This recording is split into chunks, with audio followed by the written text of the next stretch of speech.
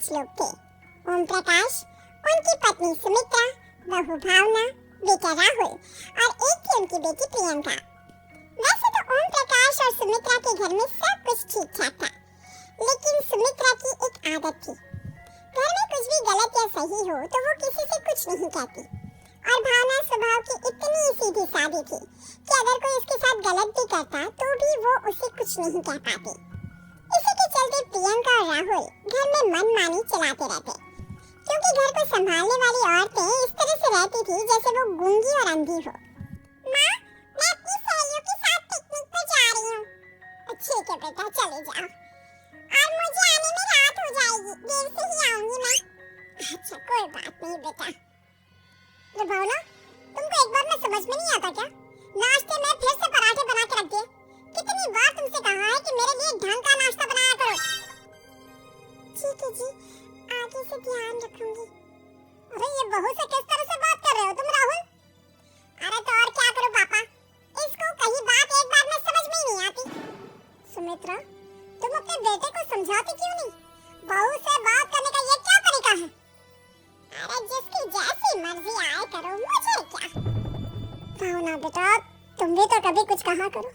इस तरह क्यों सबकी बातें सुनती रहती हो? कोई बात नहीं पापा जी, सब ठीक है। रात को काफी देर तक प्रियंका घर नहीं आती और जब वापस लौट कर आती है तो एक लड़की के साथ बाइक पर बैठकर सुमित्रा और भावना दोनों ही प्रियंका को लड़की के साथ देख लेते हैं।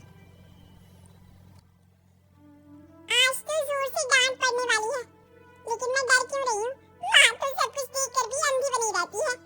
और रही बात भाभी की, वो किसी को कुछ नहीं बताने वाली। कहने को भगवान ने आवाज दी है, लेकिन गूंगी है गूंगी। अरे प्रियंका बेटा, इतनी रात को कॉलेज से लौट कर आ रही हो? कहाँ गई थी तुम? पापा, वो सहेली के घर पर थी, पढ़ाई करने के लिए रुक गई थी।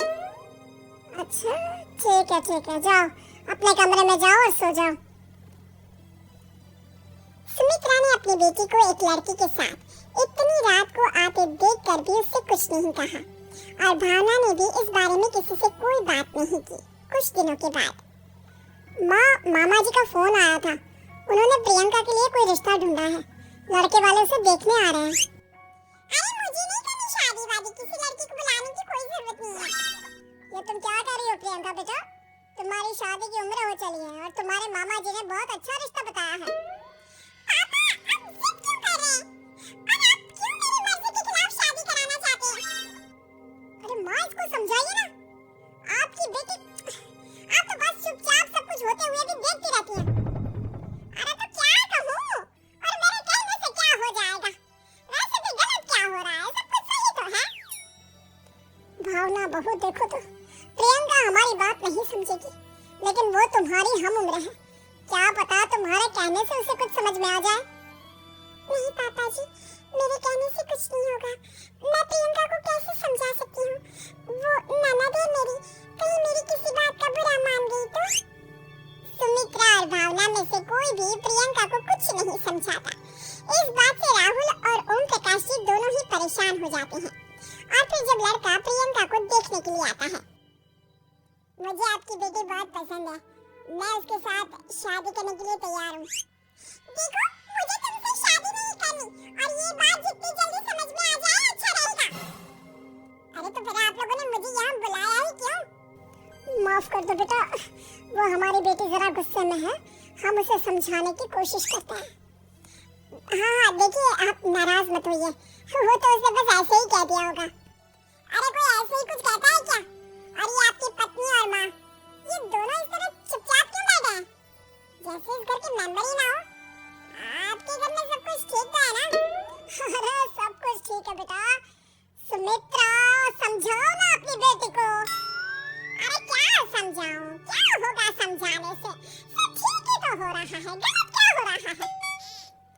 भावना, प्रियंका को अंदर लेकर जाओ और उससे समझाओ कि कितना अच्छा रिश्ता है, कितना अच्छा लड़का है, इस तरह से बिहेव ना करे। नहीं जी, मैं किसी से कुछ नहीं कह सकती जी। अरे अजीब परिवार है, मुझे तो यहाँ से निकलना पड़ेगा। इस तरह से तो आपकी बेटी की शादी किसी से नहीं हो सकती।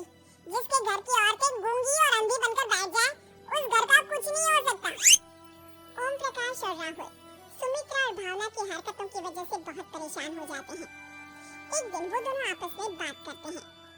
पापा, समझ में नहीं आता कि भावना और माँ को कैसे समझाया जाए।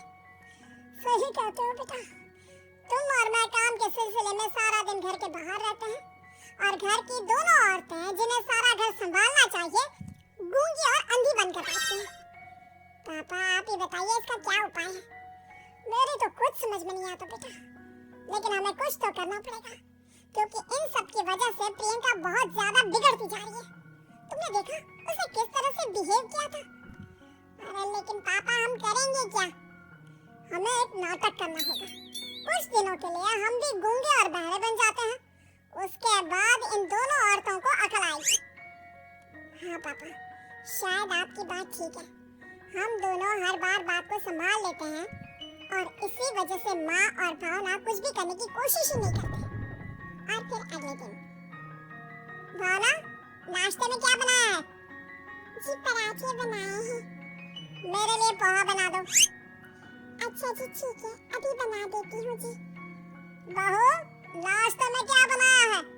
पापा जी, पराठे हैं और पोहे बन रहे हैं। अरे बहू, मुझे तो उपमा खाने का मन था, मेरे लिए उपमा बना दो। ठीक है पापा जी, अभी बना देती हूँ। भाभी, जल्दी से जरा मेरा कॉलेज के टिफिन को पैक कर देना। और सुनो, मुझे ना भिंडी की सब्जी खाने का मन है। सुमित्रा चुपचाप बैठी बैठी सब कुछ देख रही थी। उसने किसी से कुछ भी नहीं कहा और ये देखकर भावना को मन ही मन गुस्सा आ रहा था, लेकिन वो किसी से कुछ नहीं कह रही थी।